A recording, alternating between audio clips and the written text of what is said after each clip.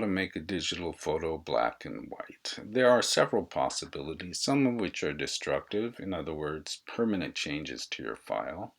And there are other methods which are non-destructive, meaning they can easily be undone even after the file has been saved.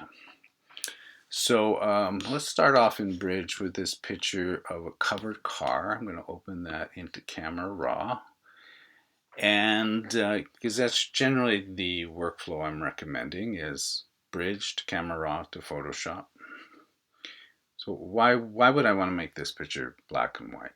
Well, I do like it in color, but I think that if the main focus is going to be on the car, then maybe the color information is a little bit extraneous and takes away from the car.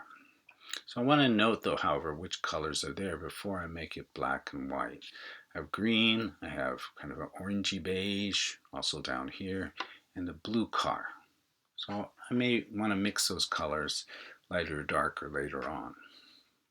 Okay, in any event, let's start off with the destructive methods. And there are no destructive methods in Camera Raw because Camera Raw is entirely non-destructive. So let's go to Photoshop and look at the destructive methods. Okay, we're opening Photoshop right now. It takes a moment. All right. So here we see our image. I'm going to blow it up a little.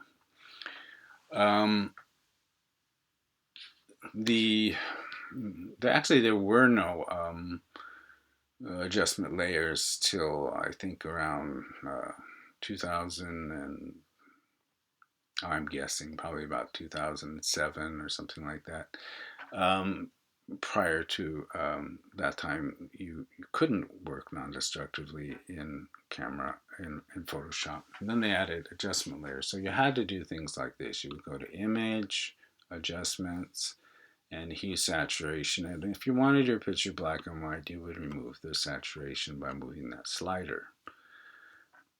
Not very satisfying. So I'm going to cancel that. Once I save my file, I would not be able to go back and change that back into a color image unless I had saved a backup of that file somewhere else on a hard drive or in the cloud.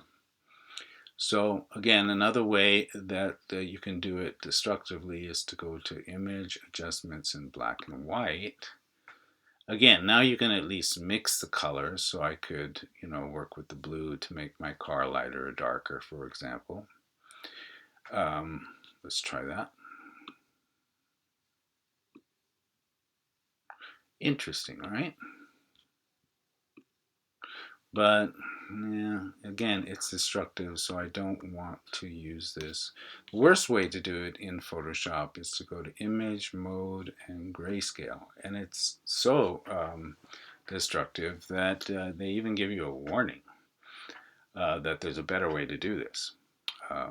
Not the best way, unfortunately. So don't do that unless you want your file size to be extremely small because it's going to throw away most of the information. Cancel. Okay, so let's go back to Camera Raw momentarily to look at better ways to do this, non-destructive ways. So probably the best way to do it would be simply to click on this black and white icon in the Basics panel. And now it's done what all the other methods did. It made it black and white, but it's giving us an option to mix the colors and to go back and change that and make as many variations as we want. So I'm going to come over here to what was previously the HSL panel, but now that I've clicked black and white, it's called Black and White Mix.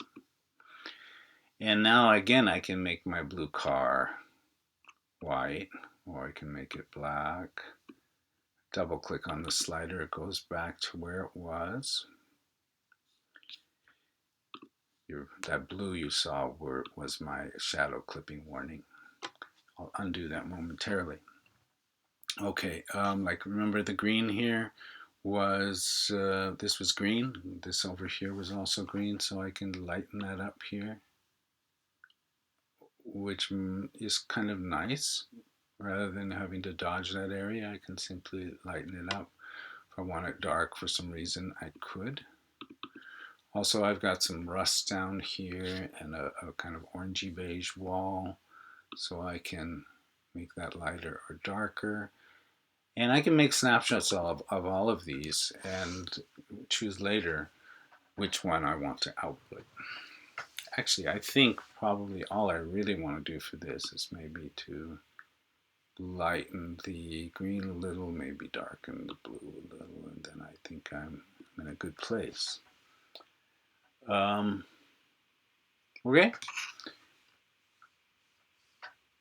All right, now, however, I want to show you another way, so I'll undo that.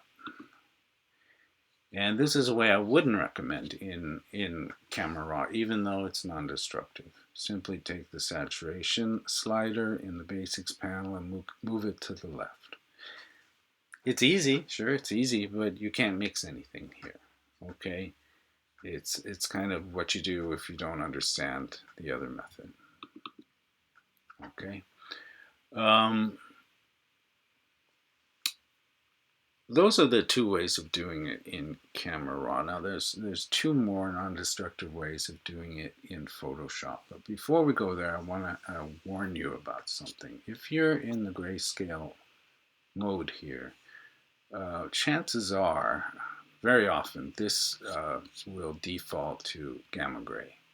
It's not doing it right now because I set my default so it wouldn't. But just be careful that you're going to be importing this into Photoshop as a color image, okay? Even though it looks black and white, because that way you'll still be able to mix the colors. Okay, now I'm going to open the image in Photoshop. That will take a moment as Photoshop opens. Okay, let's take a look at my picture here. Well, down here you can add an adjustment layer. This is a very easy way to add adjustment layer. You just simply click on this black and white button and pick your layer. Another way to do it is to come to Layer, New Adjustment Layer, and Black and White.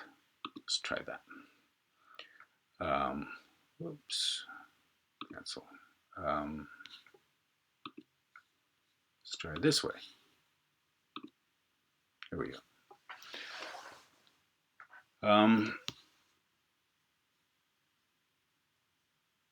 This automatically makes your picture black and white, but it allows you to mix the colors just as we did in Camera Raw. See, make my car white again if I want to. However, I can't double click on that. Nothing will happen. I have to put it back where it was. So I have to kind of keep in mind what that number was before I move it. I can make my greens a little lighter again if I want to. I can make my oranges darker. Oh, there's no orange. So it's a little bit less choice here than I had before. But what's nice about this is that I can also simulate the look of, say, an infrared filter. Meaning, what would a picture look like had I shot with film with an infrared filter or film with a red filter? It's going to look very different. Okay, so those of you who have a lot of experience working with analog photography in the darkroom and you've worked with color filters, this is a way to do it after capture rather than at capture. Okay, so this is be one of my favorite ways of saving a picture black and white, because also it allows me the opportunity to simply click on this little eye next to the layer, and now I have a color image again. So I can print a color image, click on the eye, print a black and white image. I don't have to go back and forth and prepare two files. Okay, so let me just drag that to the trash to show you one last method for making your picture black and white. Again, just open it on a new adjustment layer called a channel mixer. By the way, there's never a reason to use a channel mixer and the black and white filter both. It's one or the other. Okay. Like if also for levels or something like that, you don't need to do levels more than once, or you just simply double click on it and change it if you don't like it. That's the whole idea of this, is you can go back and flexibly work with it without it being permanent. So here, if I click this monochrome button, I have my black and white image again, but instead of having all those choices, I only have three. But they're three meaningful choices: red, green, and blue. Red, green, and blue are the colors which together add up to a full color image. It's called additive color. You can also work with CMY. The opposite of red is cyan. The opposite of green is magenta. The opposite of blue is yellow. And so those of you who have experience in the color analog darkroom have spent perhaps many years working with color in this way. And so if you understand how a color image is formed, this can be a very easy way of working with a black and white image. Again, I'm not going to do that because I prefer the black and white filter. This was introduced much earlier than the black and white, not filter, but the black and white adjustment layer. And I think most people have abandoned this after the black and white adjustment layer was introduced. So that's it, 7 different ways to make your image black and white. There's really only 2 good ways to do it. If you're working in Camera Raw, click on that black and white button, go to the black and white mix, which used to be called the HSL panel, and work with it.